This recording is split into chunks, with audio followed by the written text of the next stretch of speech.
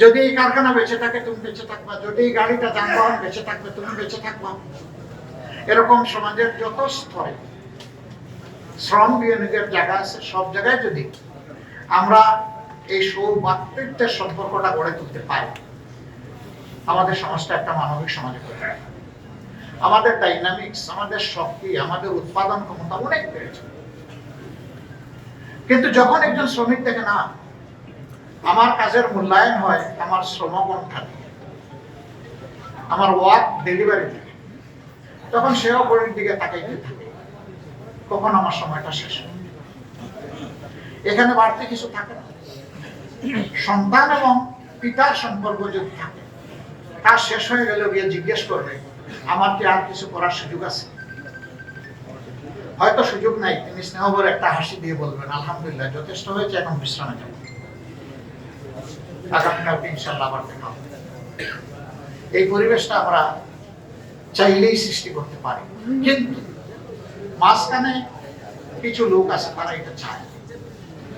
তারা চায় এই দুই পক্ষের মধ্যে একটা সংঘাত লাগাই রাখে, একটা প্রতিহিংসার ভাব তৈরি করে রাখে।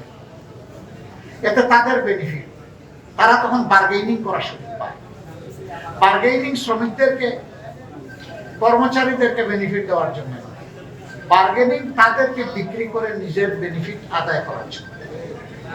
এবং এর ফলে আমাদের প্রত্যেকটি উদ্যোগ আমরা দারুণ চ্যালেঞ্জের মুখে পড়ি, কখনো কখনো ব্যর্থতায় পর্যবসিত হয়। ওই উদ্যোগ যখন ব্যর্থ হবে তখন আপনিও ব্যর্থ, আপনারও জায়গা নাই আর কাজ করার। কিন্তু ওই দ্রুত লোকগুলো কিন্তু হারায় না, হারিয়ে যায় আমাদের সাধারণ শ্রমিকেরা। ইসলাম সেই কল্যাণের বিধান সব জায়গায় ঢুকাতে চায়, অন্তর্ভুক্ত করতে চায়। শ্রমিক কল্যাণ ফেডারেশন, নাম দেখেন শ্রমিক কল্যাণ ফেডারেশন, এটা শ্রমিকের কল্যাণে কাজ করে, প্রকৃত কল্যাণে কাজ করে।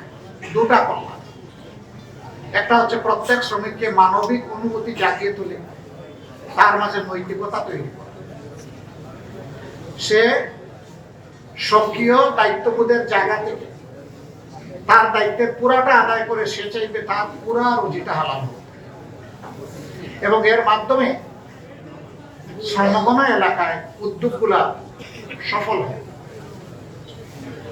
দ্বিতীয়ত, তাদের কোনো অধিকার কেউ যেন কায়দা করে কোনোভাবে কেড়ে নিতে না পারে, তার পক্ষে যোদ্ধা হয়ে দাঁড়িয়ে যাওয়া, লড়াই করা, কর্তব্য সহযোগিতা করা।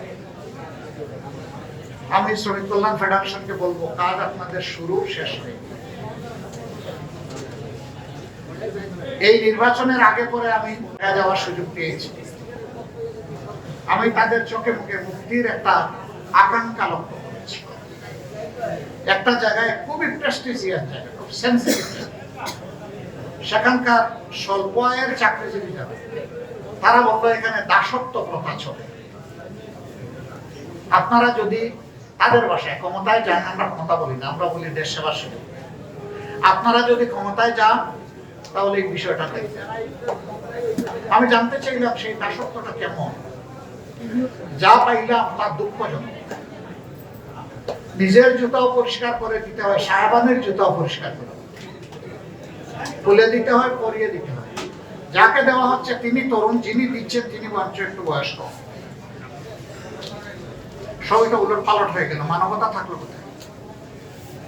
হ্যাঁ, কোন বয়স্ক মানুষ, কোন সমস্যাগ্রস্ত মানুষকে যদি কেউ স্বেচ্ছায় এরকম এগিয়ে আসে, খুশি হয়ে সাহায্য করতে, আলহামদুলিল্লাহ, সে আল্লাহর দরবারে সম্মানিত হবে। কিন্তু সে স্বল্প আয়ের মানুষ বলে আমার এবং আমার ওয়াইফেরও জুতার সমস্ত ধুলাবালি তাকেই পরিষ্কার করে দিতে হবে, তার বয়স যাই হোক না কেন। এটা হীনমন্যতা,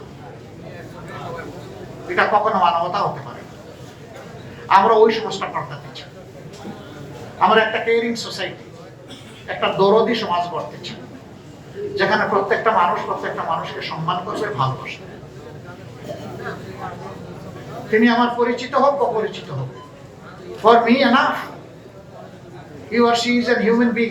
আর কিচ্ছু লাগে না আমার, যে তিনি একজন মানুষ, এতটুকুই আমার কনসিডারেশনের জন্য, তাকে সম্মান করার জন্য যথেষ্ট। আল্লাহকে ভয় করলেই কেবল এটা সম্ভব, অন্যভাবে সম্ভব নয়। আল্লাহকে ভয় করা প্রত্যেকটি মানুষ তার ফিলিংস হচ্ছে আমার চাইতে বাকি সবগুলো মানুষ ভালো, আমি দুর্বল তাদের মধ্যে, আমি গুনাহগার তাদের মধ্যে। এই ফিলিংস যার থাকবে তার দ্বারা সমাজ যুগে যুগে উপকৃত হবে ইনশাআল্লাহ।